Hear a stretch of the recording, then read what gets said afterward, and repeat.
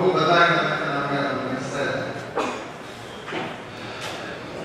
ನಮ್ಮ ಸಿನಿಮಾ, ಪುಸ್ತಕ, ಪತ್ರಿಕೆ ಎಲ್ಲದರ ಮೇಲೆ ಕೂಡ ದಾಳಿ ನಡೆದಿದೆ. ಇತ್ತೀಚೆಗೆ ಯಾವುದು ಮುಖ್ಯವಾಗಿ ಉಳಿಯೋ ಉಳಿಸೋ ಥರ ಕಾಣ್ತಾ ಇಲ್ಲ. ಈ ಅಕ್ಷರ ಸಂಸ್ಕೃತಿನ ಅದು ಜನಸಮುದಾಯಗಳ ಒಟ್ಟಾಗ ಆಡಳಿತ ಅಕ್ಷರ ಸಂಸ್ಕೃತಿ ಇಳಿಯೋದು ಹಾಕೋದನ್ನ ದ್ವೇಷಿಸುವಂತ ಶಕ್ತಿಗಳು ತೋಳೇರಿಸಿ ಇದು ಅಂತಿಮ ವಿಧಾನದ ಗಂಟೆಗಳನ್ನು ಬಿಟ್ಟು ನಿಂತಿದ್ದಾರೆ ಅಂತ ನನಗೆ ಅನಿಸುತ್ತೆ. ಇದು ಕೂಡ ಹಳೆಯದಾದ ಇದರಲ್ಲಿ ಹೊಸದಾಗಿ ವೈಯಕ್ತಿಕ ಚಾರಿತ್ರ್ಯ ವೈಚಾರಿಕವಾಗಿ ಎದುರಿಸಬೇಕಾಗಿದ್ರೆ ವೈಯಕ್ತಿಕವಾಗಿ ಚಾರಿತ್ರ್ಯ ಹನನ ಮಾಡಿ ಅವರನ್ನ ಅಳಿಸೋದು, ಅನಿಸೋದು ಈ ಥರದ್ದೆಲ್ಲ ನಡೀತಾ ಇದೆ. ನಾನು ಈ ಮಾತನ್ನ ಎರಡು ಕಡೆ ಹಿಂದೆ ಒಂದು ಕಡೆ ಹೇಳಿದ್ದೆ, ಆದ್ರೂ ಇಲ್ಲಿ ಮತ್ತೆ ಹೇಳ್ಬೇಕಂತ ಅನಿಸಿದೆ. ಎಷ್ಟು ಅದೇ ಜಾಸ್ತಿ ಆದ್ರೆ ಸಮೂಹ ಮಾಧ್ಯಮಗಳು ಮತ್ತೆ ಪತ್ರಿಕೆಗಳು ಸೇರಿದೆ ಪ್ರತಿನಿತ್ಯ ಮಾತಾಡ್ತಾ ಇರ್ತಾರೆ. ಮಾತಾಡಬೇಕು ಕೂಡ ಜನರ ಜೊತೆ, ಸಮುದಾಯಗಳ ಜೊತೆ ಭಿನ್ನ ಭಿನ್ನ ನೆಲೆಗಳಲ್ಲಿ ನಿಂತು ಮಾತಾಡ್ತಾರೆ. ಕೆರೆ ಮೇಲೆ ಕೈ ಇರಿಸೋ ಎಳೆಯುವುದರ ಸಿಟ್ಟಿಗಳಿಸಬೇಕು, ಸಂತೈಸಬೇಕು, ನ್ಯಾಯಕ್ಕಾಗಿ ಪ್ರಚೋದನೆ ಮಾಡಬೇಕು, ಕಿವಿ ಹಿಂದಿ ಬುದ್ಧಿ ಹೇಳಬೇಕು, ಕತ್ತಲಲ್ಲಿ ಕೈ ಹಿಡಬೇಕು. ಪತ್ರಿಕೆ ಯಾವ ಜೊತೆ ನಿಲ್ಲುತ್ತೆ, ಯಾವ ಸಂದರ್ಭದಲ್ಲಿ ಯಾವ ಹೆಗಲ ಕೈ ಇರಿಸುತ್ತೆ. ಪತ್ರಿಕೆ ಅಂತ ಚಾನಲ್ಗಳು ಅಂತ ಅನ್ಕೋಬಹುದು, ಪುಸ್ತಕಗಳು ಅಂತ ಅನ್ಕೋಬಹುದು, ಸಿನಿಮಾ ಅನ್ಕೋಬಹುದು. ಯಾವ ಹೆಗಲಲ್ಲಿ ಕೈ ಇರಿಸುತ್ತೆ ಅನ್ನೋದು ಮುಖ್ಯ. ವಂಚಿತರ ಜೊತೆ ನಿಲ್ಲುತ್ತಾ ಅಥವಾ ವಂಚಕರ ಜೊತೆ ನಿಲ್ಲುತ್ತಾ, ಶೋಷಕರ ಜೊತೆಲ ಅಥವಾ ಶೋಷಕರ ಜೊತೆಲ, ರಾಜ್ಯದ ಜೊತೆ ನಿಲ್ಲುತ್ತಾ, ಪ್ರಜೆ ಜೊತೆ ನಿಲ್ಲುತ್ತಾ, ಕುಡಿಯೋ ಜೊತೆ ನಿಲ್ಲುತ್ತಾ, ಬಳಸ್ಕೊಳ್ಳೋ ಜೊತೆ ನಿಲ್ಲುತ್ತಾ, ಅಥವಾ ತುಳಿಯೋದು ತಪ್ಪು ಅಂತ ಹೇಳ್ತಾರೆ ಅಲ್ಲ. ಇವೆಲ್ಲ ಸಂಗತಿಗಳು ಬಹಳ ಮುಖ್ಯ ಆಗ್ತವೆ. ಇತ್ತೀಚೆಗೆ ನಮ್ಮ ದೇಶದ ರಾಷ್ಟ್ರೀಯ ಭದ್ರತಾ ಸಲಹೆಗಾರ ಅಜಿತ್ ದೋವಲ್ ಅಂತ, ಅವರು ಯಾವ ಮೂಲದಿಂದ ಬಂದರು ಅಂತ ನಿಮಗೆಲ್ಲ ಗೊತ್ತಿದೆ. ಅವರು ಯಾಕೂ ಬೇಡದ ಗಳಿಗೆರಿಸಿದ ಹೊಸದರಲ್ಲಿ ಒಂದು ವಿಚಾರನ ದೇಶದ ಮುಂದಿರ್ತಾರೆ. ಅದು ವ್ಯಕ್ತಿಗತ ನೈತಿಕತೆ ಮತ್ತು ವರ್ಸಸ್ ಸ್ಟೇಟ್ ಅಂದ್ರೆ ಪ್ರಭುತ್ವದ ನೈತಿಕತೆ, individual morality versus state morality. ಈ ಥಿಯರಿ ಇರ್ತಾರೆ. ಸರಳವಾಗಿ ಹೇಳಬೇಕಂದ್ರೆ ವ್ಯಕ್ತಿಗತ ನೈತಿಕತೆ ಏನಿದೆ ಆ ಮೌಲ್ಯಗಳು ಪ್ರಭುತ್ವದ ನೈತಿಕತೆಯ ಮೌಲ್ಯಗಳ ಮೇಲೆ ವ್ಯಕ್ತಿಗತ ನೈತಿಕದ ಮೌಲ್ಯಗಳನ್ನು ಹೇರಕ್ಕೆ ಬರೋದಿಲ್ಲ ಅಂತ ಹೇಳ್ತಾರೆ. ಇದೇ ಮಾತುಗಳನ್ನ 9/11 ಆದಾಗ ಜಾರ್ಜ್ ಬುಷ್ ಸಾಹೇಬರು ಅಮೆರಿಕನ್ ಕಾಂಗ್ರೆಸ್ ಉದ್ದೇಶ ಮಾಡಿದ ಭಾಷಣದಲ್ಲಿ ಕೂಡ ಅವ್ರು ಹೇಳಿದ್ರು, ರಾಷ್ಟ್ರದ ಪರಮಹಿತರಲ್ಲಿ ಧಕ್ಕೆ ಆಗ್ತದೆ ಅಂತಿದ್ರೆ ವ್ಯಕ್ತಿಗತ ಹಿತವನ್ನು ನಾವು ತ್ಯಾಗ ಮಾಡಬೇಕು, ಅದನ್ನು ಬಲಿ ಕೊಡಬೇಕಾಗ್ತದೆ ಅಂತ ಹೇಳ್ತಾರೆ. ಆದ್ರೆ ಇಲ್ಲಿ ಇದೇ ಸಂದರ್ಭದಲ್ಲಿ ಈ ಗ್ರೀನ್ ಪೀಸ್ ಕಾರ್ಯಕರ್ತೆ ಪ್ರಿಯಾ ಬೇಡ ಎರಡನೇ ಸಂಘಟನೆ ಹೇಳಿರ್ಬೇಕಂತ ಅನ್ಕೊಳ್ತೀನಿ. ಅವರು ಬ್ರಿಟನ್ನ ವಿಮಾನದಲ್ಲಿ ಹತ್ತಿದ್ರು, ಅಪ್ಲೋಡ್ ಮಾಡ್ತಾರೆ. ಯಾಕೆ ಅಪ್ಲೋಡ್ ಮಾಡ್ತಾರೆ ಅಂದ್ರೆ SR ಅನ್ನೋ ಒಂದು ಕಂಪನಿ, ಬ್ರಿಟಿಷ್ ಕಂಪನಿ, ಅದು ಒಂದು ಗಣಿ ಯೋಜನೆನ ಭಾರತದಲ್ಲಿ ಹಮ್ಮಿಕೊಂಡಿರ್ತದೆ. ಅದರಲ್ಲಿ ಆದಿವಾಸಿ ಜನರ ಬದುಕುಗಳನ್ನು ಉಳುಮೆ ಮಾಡುವಂತ, ಪರಿಸರ ಧ್ವಂಸ ಮಾಡುವಂತ ಯೋಜನೆ ಇರ್ತದೆ. ಅದನ್ನ ಬ್ರಿಟಿಷ್ ಎಂಪಿಗಳ ಜೊತೆ ಚರ್ಚೆ ಮಾಡೋದು ಉದ್ದೇಶ. ಬ್ರಿಟಿಷ್ ಎಂಪಿಗಳ ಏನಾದರೂ ಸಹಾಯ ಮಾಡಿ ಈ ಯೋಜನೆನ ಕೈಗೊಳ್ಳೋದರ ಮಾಡ್ತಾರ. ಹಾಗೆ ಹೊರಡ್ತಾರ, ಆಕೆನ ವಿಮಾನದಿಂದ ಕೆಳಗಿಳಿಸ್ತಾರೆ. ಆಕೆ ಬ್ರಿಟಿಷ್ ಎಂಪಿಗಳನ್ನ ಉದ್ದೇಶಿಸಿ ಮಾಡಲಿದ್ದಂತ ಭಾಷಣ 19 ನ್ಯಾಷನಲ್ ಅಂತ ಡಿಸೈಡ್ ಮಾಡಿರ್ತಾರೆ. 19 ನ್ಯಾಷನಲ್ ಇದು ಭಾಷಣ ಮಾಡಿಲ್ಲ, ಆಮೇಲೆ 19 ನ್ಯಾಷನಲ್ ಆಗಿದೆ. ಮತ್ತೆ ರಾಷ್ಟ್ರ ಹಿತ ವಿರೋಧಿಸಿತು ಅಂತ ಪರಿಗಣಿಸುತ್ತಾರೆ. ಇದು ರಾಷ್ಟ್ರದ ದೇಶದ ವರ್ಚಸ್ಸಿಗೆ ಧಕ್ಕೆ, ದೇಶದ ಇಮೇಜ್ಗೆ ಧಕ್ಕೆ ಇರುತ್ತೆ, ಆರ್ಥಿಕ ಹಿತಗಳನ್ನು ಬಾಧಿಸುತ್ತದೆ, ಹಾಗೂ ದೇಶದ ಆರ್ಥಿಕ ನೀತಿ ಮೇಲೆ ಕೆಟ್ಟ ಪರಿಣಾಮ ಉಂಟು ಮಾಡುತ್ತೆ ಅಂತ ಹೇಳಿ ಡೆಲ್ಲಿ ಹೈಕೋರ್ಟ್ ಮುಂದೆ ಭಾರತ ದೇಶದ ಅಡಿಷನಲ್ ಸಾಲಿಸಿಟರ್ ಜನರಲ್ ವಾದ ನಡೆಸ್ತಾರೆ. ದಿಲ್ಲಿ ಹೈಕೋರ್ಟ್ ಈ ವಾದನ ಸ್ಪಷ್ಟವಾಗಿ ತಡೆ ಹಾಕುತ್ತೆ. ಅದು ಬಹಳ ಆರ್ಗನೈಸ್ಡ್ ಬಹಳ ಸಂತೋಷದ ವಿಚಾರ. ದಿಲ್ಲಿ ಹೈಕೋರ್ಟ್ ಬಹಳ ನಿಜವಾಗಿ ಹೇಳುತ್ತೆ, ಕಾನೂನಿನ ರೂಲ್ ಅಪ್ಲೈ ಆಗೋ ದೇಶದಲ್ಲಿ ಸರ್ಕಾರ ಈ ಥರ ಹೇಳೋದು ಇಂಥದನ್ನ ಆಂಟಿ ನ್ಯಾಷನಲ್ ಅಂತ ಡಿಕ್ಲೇರ್ ಮಾಡೋದು ಇದು ಬಹಳ ದೊಡ್ಡ ಅಧಿಕಾರ ದುರುಪಯೋಗ ಅಂತ ಹೇಳ್ತಾರೆ. ಇದು ಈ ವರ್ಷನೇ ನಡೆದಿದ್ದಂಥ ಘಟನೆ. ಆ ಘಟನೆ ಇದು ಅಜಿತ್ ಡೋವಲ್ ಕೂಡ ಇದೇ ತರ ಮಾತಾಡ್ತಾರೆ.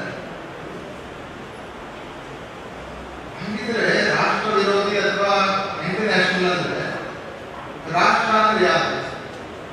ರಾಷ್ಟ್ರ ಅಂದ್ರೆ ಏನು? ಅದರ ಡೆಫಿನೇಷನ್ ಏನು? ರಾಷ್ಟ್ರ ಅಂದ್ರೆ ಭೂ ಪ್ರದೇಶನ, ಕಾರ್ಪೊರೇಟ್ಗಳ, ಅವುಗಳ ಇಂಧನ ಅಥವಾ ಮಾರ್ಕೆಟ್ಗಳ ಅಥವಾ ಬಂಡವಾಳದ ಇವರೆಲ್ಲ ರಾಷ್ಟ್ರ. ಇವರನ್ನು ಬಿಟ್ಟರೆ ಜನ ಇಲ್ವಾ? ಅಂಚಿನಲ್ಲಿ ನಿಂತು ಬದುಕ್ತಾ ಇರೋ ಆದಿವಾಸಿಗಳಿಲ್ವಾ? ಬಡವರಿಲ್ವಾ? ಆ ಥರ ಸಮುದಾಯಗಳು ಈ ಡೆಫಿನೇಷನ್ ಬರೋದಿಲ್ಲ. ಅವರು ರಾಷ್ಟ್ರದ ಡೆಫಿನೇಷನ್ ಬರೋದಿಲ್ಲ. ಇವರು ಬದುಕುಗಳು ಬರೋದಿಲ್ಲ. ಇವರು ಉದ್ವಸ್ತ ಮಾಡ್ಬೋದಾ? ಇವರು ನಿರ್ಗತರು ಮಾಡ್ಬೋದಾ? ಇವರೆಲ್ಲರಿಂದ ರಾಷ್ಟ್ರದಿಂದ ಅಲ್ವಾ ಅನ್ನೋ ಪ್ರಶ್ನೆ ಬರ್ತದೆ.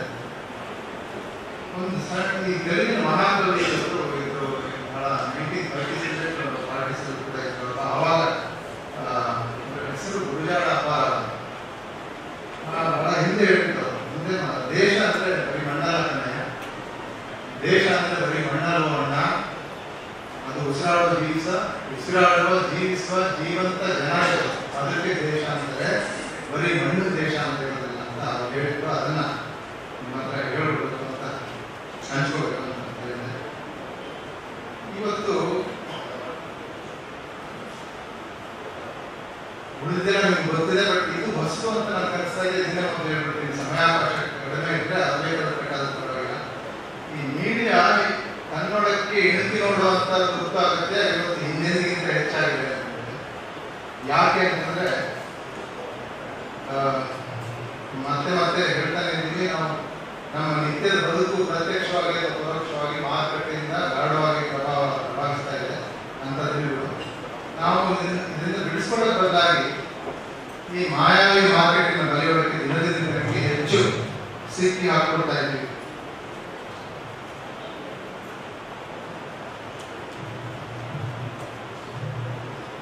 ಹೆಚ್ಚು ಸಿಕ್ಕಾಕೊಳ್ತಿದ್ದೀವಿ. ಸಮೂಹ ಮಾಧ್ಯಮಗಳು ಕೂಡ ಈ ಮಾತು ಗೊತ್ತಲ್ಲ. ನಾವೆಲ್ಲ ಕೆಲಸ ಮಾಡ್ತಿರೋ ಇದಕ್ಕೆ ಈ ನಮ್ಮ ಸಮೂಹ ಮಾಧ್ಯಮಗಳ ಕಾರ್ಯವ್ಯಾಪ್ತಿಗೆ, ಕೆಲಸದ ಶೈಲಿಗೆ, ಮಾರ್ಕೆಟ್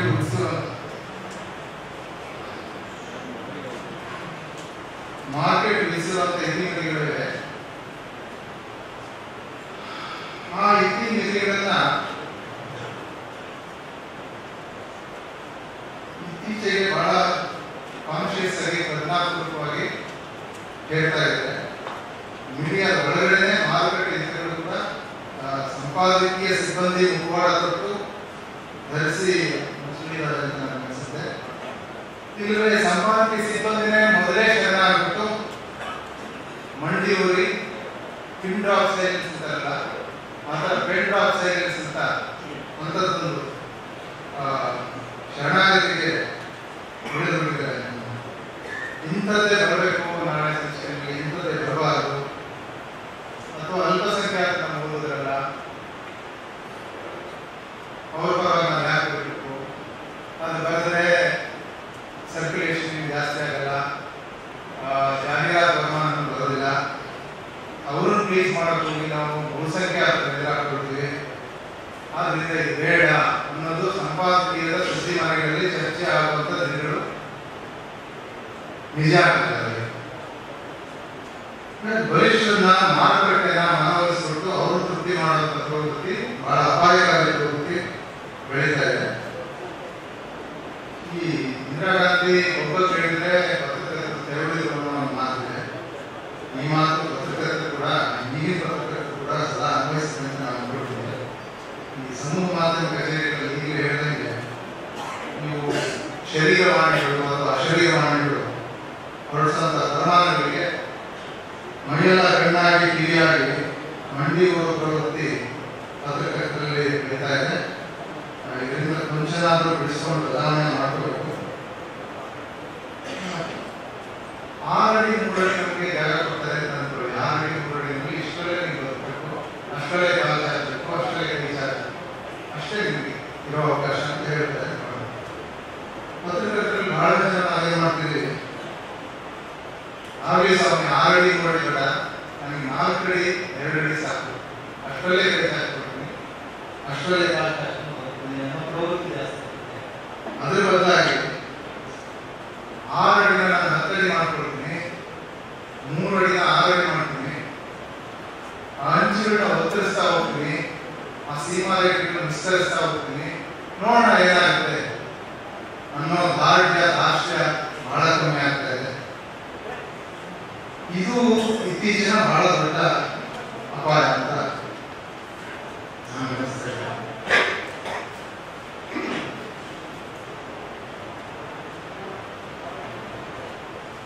ಈ ಹೊಸ ಸರ್ಕಾರ ಬಂದ ನಂತರ ಒಂದು 2-3 ಪಾಯಿಂಟ್ ಹೇಳ್ತೀನಿ.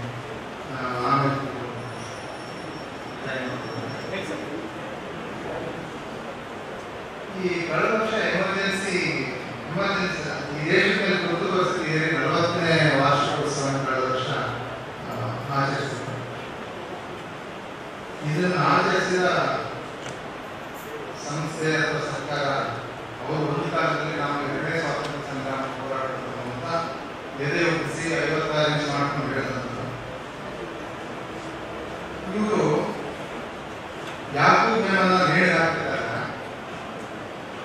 ಅದರ ಸುದ್ದಿನ ಇದೇ ರೀತಿ ಪ್ರಸಾರ ಮಾಡಬೇಕಾಗಿತ್ತು, ಈ ರೀತಿ ಪ್ರಸಾರ ಮಾಡಲಿಲ್ಲ ಅಂತಂದೇಳಿ ಗುರುನಾಥ ಚಾನಲ್ಗೆ ನೋಟಿಸ್ ಕೊಡ್ತಾರೆ.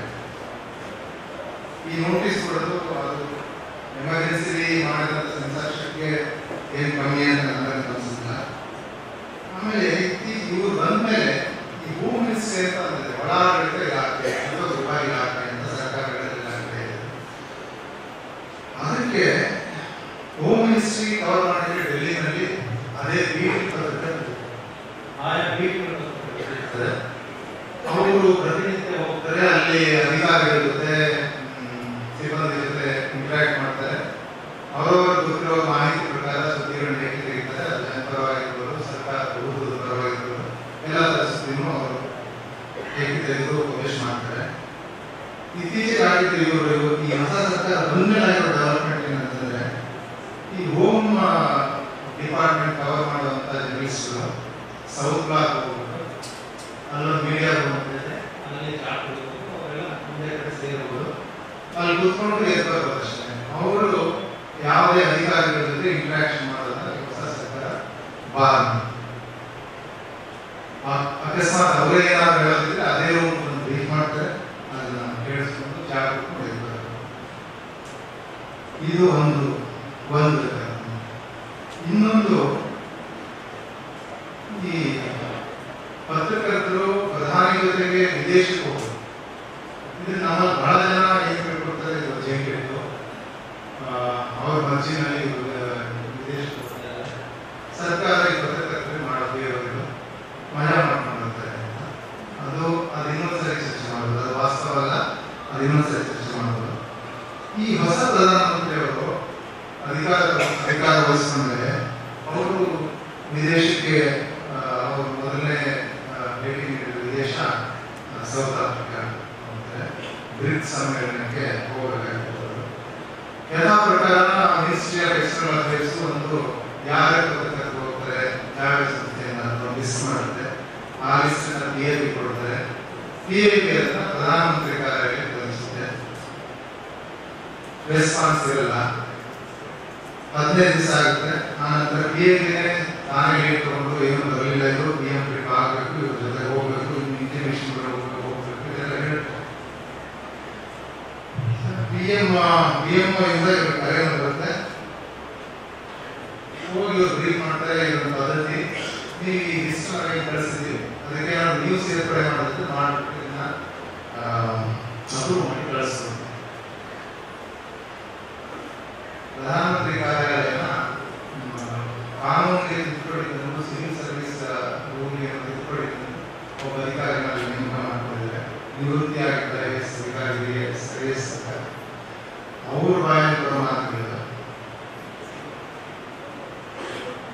ये प्रधानमंत्री जी कूड़ा करकट लेके कूड़ा करकट ಅಂದ್ರೆ कचरा कस कूड़ा करकट ये कूड़ा करकट लेके पीएम भारत में जाएंगे ಈ ಕಸನೆಲ್ಲ ತಗೊಂಡು ಮಾರಕ್ಕೆ ಹೋಗ್ತಾರ ಈ ಕಸನೆಲ್ಲ ಕಸ ಮುಸ್ಲಿಂ ಕಟ್ಕೊಂಡು ಹೋಗ್ತಾರ ಪ್ರಧಾನಮಂತ್ರಿ we don't need this kachra we will manage our business ಅಂತ ಹೇಳ್ಬಿಟ್ಟು ಅವ್ರನ್ನ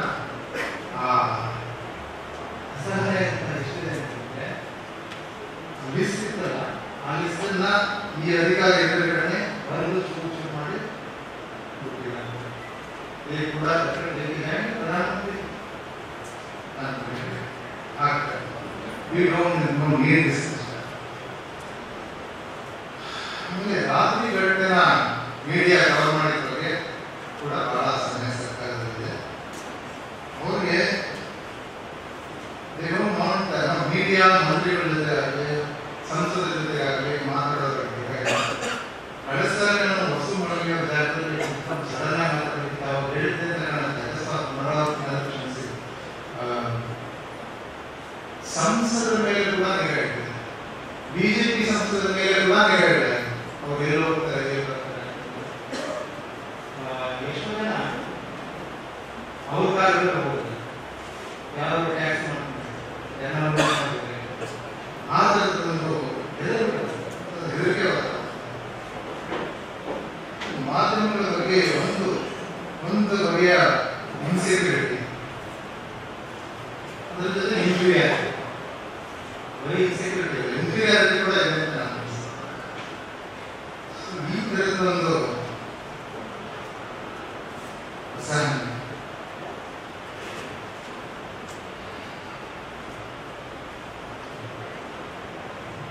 ಆಗಲೇ ಹೇಳಿದಂಗೆ ಪತ್ರಿಕೆಗಳು ಸಮೂಹ ಇದು ಹೇಳೋದ್ರೆ ಬೆಳ್ಳಿ ಪುಸ್ತಕದ ಬಗ್ಗೆ ಆಗಿದೆ ಆಮೇಲೆ ಬರಲಿರೋ ವಿವಾದ ಗ್ಯಾಸ್ ಪ್ರೈಸಿಂಗ್ ಬಗ್ಗೆ ಬರೆದಿರೋ ಪುಸ್ತಕದ ಮೇಲೆ ಈ ದೇಶ ಬಹಳ ದೊಡ್ಡ ಉದ್ಯಮ ಸದನ ನಡೆಸಿದ ದಾಳಿಯಾಗಲಿ ಗ್ಯಾಸ್ ಪ್ರೈಸಿಂಗ್ ಬಗ್ಗೆ ಟೈಮ್ಸ್ ಆಫ್ ಇಂಡಿಯಾ ಮಾಡಿದಂತಹ ಒಂದು ದೊಡ್ಡ ಆಂದೋಲನದ ಮೇಲೆ 5,000 ಕೋಟಿ ರೂಪಾಯಿಗಳು ಡಿಫಾಮೇಷನ್ ಆಗಿರೋದಾಗಲಿ ಇದೆಲ್ಲ ಅಭಿವ್ಯಕ್ತಿ ಸ್ವಾತಂತ್ರ್ಯದ ಮೇಲಿನ ಅದೆಷ್ಟೇ ಸೀಮಿತವಾಗಿರಲಿ ಅಭಿವ್ಯಕ್ತಿ ಸ್ವಾತಂತ್ರ್ಯ ಅನ್ನೋದು ಸಮೂಹ ಮಾಧ್ಯಮಗಳ ಮಾಲೀಕರ ಸ್ವಾತಂತ್ರ್ಯ ಅನ್ನೋದು ಇದೆ ಅದೆಲ್ಲರ ನಿಧಿಗಳ ನಡುವೆ ಹೇಳೋದಾದ್ರೆ ಇದು ಈ ಹಲ್ಲೆ ನಾವೆಲ್ಲ ಕೂತ್ಕೊಂಡು ಗಮನಿಸುವಂಥದ್ದು ಮತ್ತೆ ಇದಕ್ಕೆ ಎಲ್ಲರೂ ಸೇರಿ ಪರಿಹಾರ ಈ ಪ್ರಶ್ನೆ ಕೇಳಿ ಉತ್ತರ ಕೇಳಿದ ಪರಿಹಾರ ಬರೋದಿಲ್ಲ ನಾವೆಲ್ಲ ಸೇರಿ ಚರ್ಚೆ ಮಾಡಬೇಕು ಅದು ಇವಾಗ ಇಷ್ಟು ಹೇಳಿ ನಾನು